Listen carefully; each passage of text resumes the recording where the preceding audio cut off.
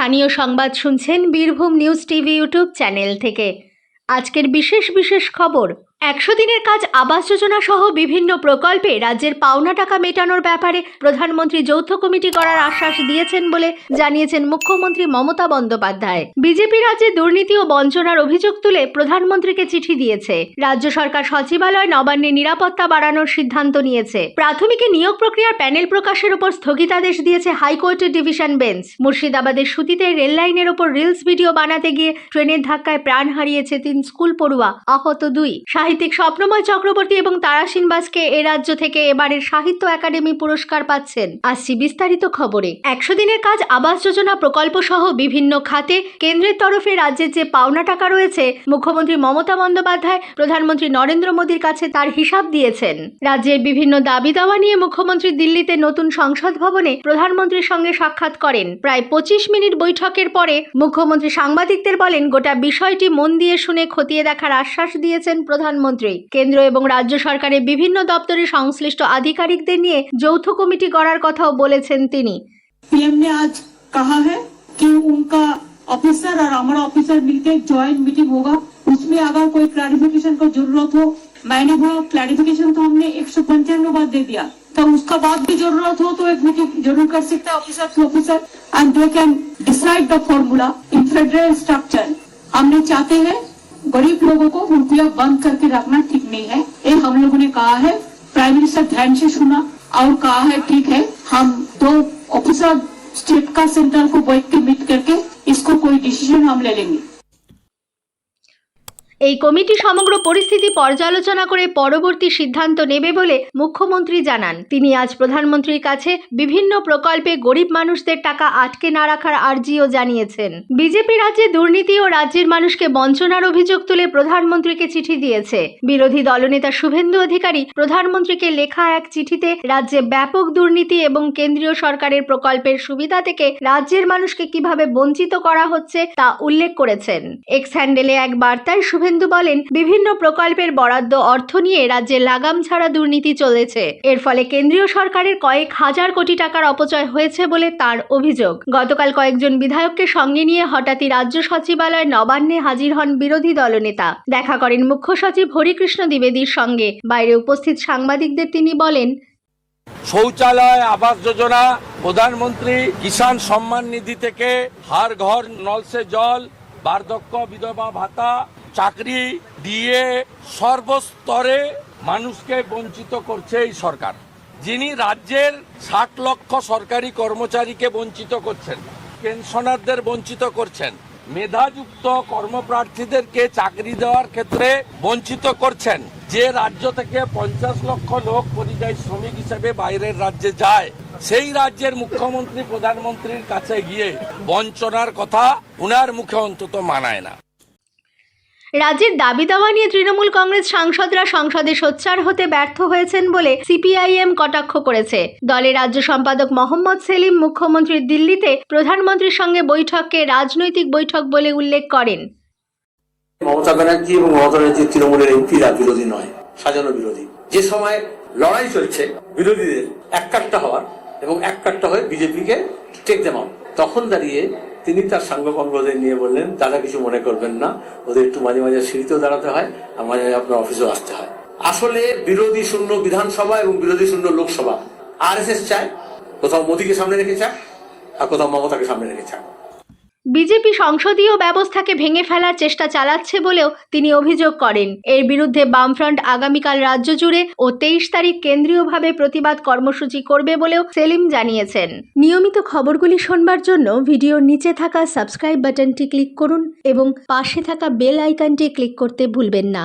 রাজ্য সরকার সচিবালয় নবান্নে নিরাপত্তা বাড়ানোর সিদ্ধান্ত নিয়েছে। বাড়ছে মুখ্যমন্ত্রী মমতা বন্দ্যোপাধ্যায়ের প্রবেশপথে নিরাপত্তাও। নবান্নের নিরাপত্তা নিয়ে গতকাল পর্যালোচনা বৈঠকে বসেন পুলিশ কর্তারা। উপস্থিত ছিলেন কলকাতা পুলিশের নগরপাল বিনীত গোয়েল, রিজার্ভ ফোর্সের ডিসি অভিষেক গুপ্তা। এই বৈঠকে গোয়েন্দা বিভাগকে আরো সক্রিয় হতে বলা হয়েছে। পাশাপাশি নবান্নের বিভিন্ন গেটে বাড়তি পুলিশ মোতায়েনের সিদ্ধান্ত নেওয়া হয়। এতদিন মুখ্যমন্ত্রীর প্রবেশপথে নিরাপত্তা সামলাতেন কলকাতা পুলিশের জুনিয়র কনস্টেবলরা। এবার থেকে সেই জায়গায় আসবেন সাব ইন্সপেক্টর পদমর্যাদার আধিকারিকেরা। ঢোকা ও বেরোনোর রাস্তাগুলিতে বিশেষভাবে নজরদারিরও ব্যবস্থা করা হয়েছে। তৃণমূল কংগ্রেসের বিরুদ্ধে সন্ত্রাসের অভিযোগ তুলে বিজেপি গতকাল মালদা শহরে প্রতিবাদ মিছিল বের করে। উপস্থিত ছিলেন যুব মোর্চার রাজ্য সভাপতি ইন্দ্রনীল খা এবং মহিলা মোর্চার সভাপতি অগ্নিমিত্রা পাল প্রমুখ। রাজ্যে কাজ না থাকায় অন্যান্য জেলার মতো মালদা জেলার মানুষকেও বাইরে যেতে হচ্ছে বলে কটাক্ষ করেন অগ্নিমিত্রা। তিনি বলেন, তৃণমূল কংগ্রেস নেত্রী ইডি সিবিআই থেকে বাঁচার চেষ্টা করছেন। কর ফাঁকির অভিযোগে আয়কর দপ্তরের আধিকারিকেরা মুর্শিদাবাদের সাগরদিঘির বিধায়ক বাইরন বিশ্বাসের বাড়ি, গোডাউন, অফিস, স্কুল, কারখানা এবং নার্সিং হোমে 8 ঘন্টা তল্লাশি চালিয়েছে। তল্লাশি চলে বাইরন বিশ্বাসের ঘনিষ্ঠদের বাড়িতে। বাইরনের বাড়ি থেকে প্রায় 60 লক্ষ টাকা উদ্ধার হয়েছে বলে খবর। উদ্ধার হয়েছে প্রচুর নথি। এদিকে দীর্ঘ তল্লাশির মধ্যে সন্ধ্যা নাগাদ অসুস্থ বোধ করায় বাইরনকে তার নিজের নার্সিং হোমেই ভর্তি করা হয়। উল্লেখ্য, 2023 সালে সাগরদিঘি উপনির্বাচনে বাম সমর্থিত কংগ্রেস প্রার্থী হিসেবে জেতেন বাইরন বিশ্বাস। 29 মে যোগ দেন তৃণমূল কংগ্রেসে। প্রাথমিকে নিয়োগ প্রক্রিয়ার প্যানেল প্রকাশ নিয়ে কলকাতা হাইকোর্টের বিচারপতি অমৃতা সিনহার নির্দেশের ওপর স্থগিতাদেশ দিয়েছে ডিভিশন বেঞ্চ। প্রথম দিকে নিয়োগের জেলাভিত্তিক প্যানেল আদালতে পেশ করার নির্দেশ দেন বিচারপতি সিনহা। এই নির্দেশকে চ্যালেঞ্জ জানিয়ে ডিভিশন বেঞ্চে গেছিল প্রাথমিক শিক্ষা পর্ষদ। গতকাল বিচারপতি সৌমেন সেন এবং বিচারপতি উদয় কুমারের ডিভিশন বেঞ্চ সিঙ্গল বেঞ্চের নির্দেশের ওপর 4 সপ্তাহের জন্য স্থগিতাদেশ দিয়েছে। সেই সঙ্গে ডিভিশন বেঞ্চ মামলাকারীরা নিজেরা টেট পাস করেছেন কিনা তা সিবিআই এর কাছে জানতে চেয়েছে। আগামী 3রা জানুয়ারির মধ্যে এই ব্যাপারে সিবিআই কে রিপোর্ট দেওয়ার নির্দেশ দিয়েছে ডিভিশন বেঞ্চ। 4 জানুয়ারি মামলার পরবর্তী শুনানি। এদিকে কলকাতা হাইকোর্টের বিচারপতি অভিজিৎ গঙ্গোপাধ্যায়ের বাড়িতে গিয়ে বিচারের আর্জি জানালেন এসএলএসটি চাকরি প্রার্থীরা। তাদের সঙ্গে কথা বলে প্রয়োজনীয় পরামর্শ দিয়েছেন বিচারপতি গঙ্গোপাধ্যায়। যোগ্য প্রার্থী হওয়া সত্ত্বেও তারা চাকরি পাচ্ছেন না বলে চাকরি প্রার্থীদের অভিযোগ। বিচারপতি তাদের জানান, ওই চাকরি প্রার্থীদের নিয়োগ সংক্রান্ত মামলাটি হাইকোর্টের আরেক বিচারপতি বিশ্বজিৎ বসুর এজলাসে বিচারাধীন।